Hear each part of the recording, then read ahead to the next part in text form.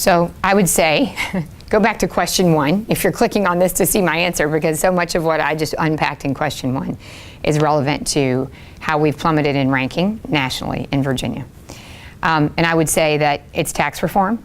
That's a major issue for Virginia.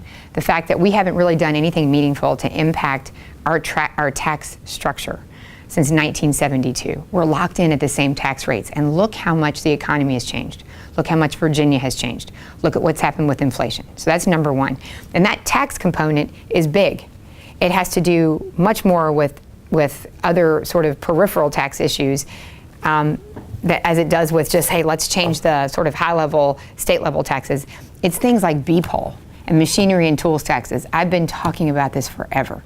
If we had statewide leadership with a vision who'd be prepared to tackle those issues and not just run away and say, oh, but we don't have the revenue to replace it. The answer is, okay, but it's really, really bad for business. And it creates an environment where businesses don't want to come to Virginia. The way we manage our personal property taxes, it's really a difficult business climate. So number one is tax reform. And it sounds like it's so overused, but it's really meaningful. And if you engage and you're willing to actually do the hard work, you could put Virginia back on track and make us competitive again with states like North Carolina and Kentucky and West Virginia and Tennessee, where they're spanking us. And I mentioned, in the last question, we've dropped to 33rd in the country for best tax climate. Of course people don't want to start businesses in a place where the tax climate's considered that poor. The other issue is regulations, because as important as the tax climate is the regulatory climate. And I mentioned in the last question that businesses and people are like geese. They will migrate to where the climate is better. And if the regulatory environment in a neighboring state is more conducive to starting a business, it's easier to do your startup, there's less regulatory red tape, you'll do it there. And we have well-intended regulations that either were relevant for the time they were introduced or were well-meaning but utterly gratuitous and unnecessary. It's critical that we go back and we look at those regulations and we see the impact it's having on Virginia's economy.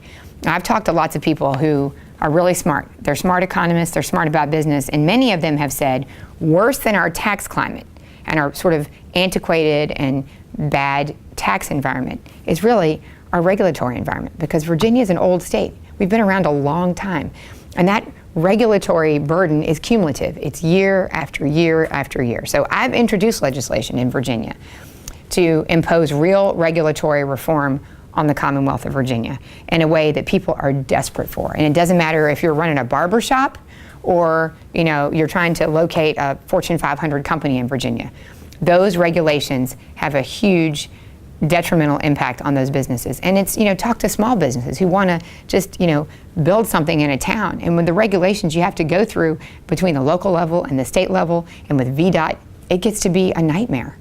And some of those are the biggest barriers to economic development in Virginia that we have, and people don't talk about it enough.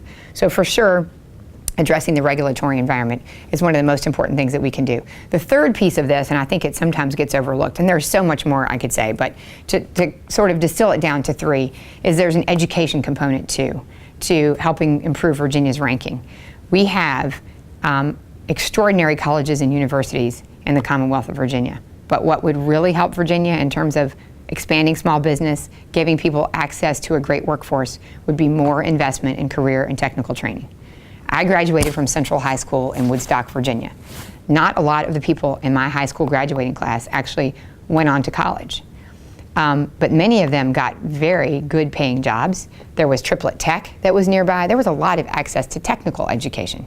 Somehow we have evolved away from that, and I think it's a huge mistake because there is such demand right now. I'm told 10,000 jobs available if you're a welder in the Hampton Roads area, but we don't have people who are graduating with that skill. Health sciences field. Healthcare is one of the biggest and fastest growing industries anywhere. But one of the reasons that we have such challenges with access and affordability is we're not graduating anybody in those health science fields. So that education piece, I think, is kind of the third leg of that stool that would help Virginia if we were willing to invest in a really targeted way to expanding access to career and technical training and helping close that workforce gap and getting businesses involved. I'm talking right now to the chamber, and this is a great opportunity to say to businesses, there's an amazing opportunity for a partnership between business and between K-12 and our community colleges to help address that issue. A perfect example is the relationship that, or the partnership really, that was forged between Lord Fairfax Community College and Valley Protein. And that's in the community where I live. Valley Protein had all these unfilled jobs. Lord Fairfax was graduating all these young people and some older people who were going back for more education, and they couldn't get a job. So there was a private business that was willing to come in and work with Lord Fairfax Community College to write a curriculum that was relevant, that would actually provide an education for a lot of people who needed skilled training, who would then graduate and be guaranteed to have a job because there were all these, whether you're a CDL driver or whatever it may be. So there's a great opportunity for a partnership between private business, the business community, and our sort of long-term view of education and where we need to be in the next 5 years, the next 10 years, and the next 15 years to make Virginia more competitive again.